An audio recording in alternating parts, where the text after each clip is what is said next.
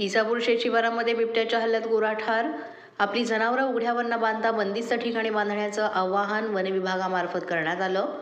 बिबट्याच्या मुक्त संचारामुळे शेतकऱ्यांमध्ये दहशतीचं वातावरण. बिबट्याचा बंदोबस्त करण्याची नागरिकांची मागणी. उमरखेड तालुक्यातील इसापूर शेत शिवारामधील आनंदा बर्डे यांच्या शेतामध्ये गोठ्यात बांधून असलेल्या गोऱ्यावर बिबटा जातीच्या वन्यजीवानं हल्ला करून या गोऱ्यास ठार केलंय. नेहमीप्रमाणे शेतकरी आनंदा बर्डे हे आपल्या शेतातील गोठ्यामध्ये जनावरं बांधून गेले असता बुधवारी रात्रीच्या सुमारास बिबटा जातीच्या वन्य प्राण्यानं बर्डे यांच्या गोठ्यात शिरून गोऱ्याला ठार केलंय. यामध्ये शेतकरी बर्डे यांचा साधारण 1.5 वर्षांचा जो गोरा होता तो ठार झाला असून शेतकऱ्यांचे मोठ्या प्रमाणात नुकसान झालंय. वनविभागामार्फत पंचनामा करून याबाबत कारवाई करण्यात यावी आणि नुकसानग्रस्त शेतकऱ्याला मदत देण्याची मागणी शेतकऱ्यांकडून होत आहे. माझं नाव आनंदा बाळू बर्डे, राहणार इसापूर, तालुका उमरखेड, जिल्हा यवतमाळ येथील रहिवासी असून माझ्या शेतामध्ये 2 बैल, 1 गाय आणि 16 ते 17 महिन्याचं वासरू गाईचं ते बिबट्याने त्याच्यावर रात्री 1:30-2च्या सुमारास हमला केला. त्यानिमित्त मी वन विभागाला आणि सरकारी अधिकाऱ्याला सूचनापत्र दिलेले आहे. माझा गोरा एक ठार केलेला आहे. सर्व अधिकाऱ्यांनी याचा पंचनामा करून शेतकऱ्याला तात्काळ मदत करावी ही विनंती. नमस्कार, आपण उमरखेड तालुक्यातील इसापूर शेत शिवारामध्ये आहोत. बर्डे यांच्या शेतामध्ये आहोत. रात्रीच्या सुमारास वन्यप्राणी बिबट्या जातीच्या वन्य प्राण्याने शेतकऱ्याच्या शेतातील गोरा जे आहे ठार मारलेला आहे. आणि या विषयावर बोलण्यासाठी या विभागाचे वनरक्षक आपल्यासोबत आहेत. साहेब, काय सांगसाल, शेतकऱ्यांना काय आवाहन करसाल, काय काळजी घ्यावी शेतकऱ्यांनी? नमस्कार,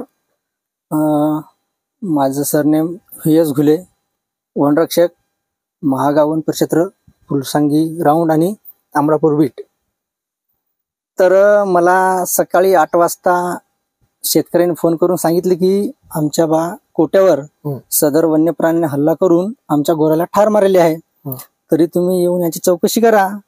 त्यांच्या सांगण्यावरून व आमच्या अधिकाऱ्याच्या सांगण्यावरून मी सदर घटनास्थळी आलो असता मला एक 1.5 वर्षाचा गोरा मृत्युमुखी अवस्थेत पडला.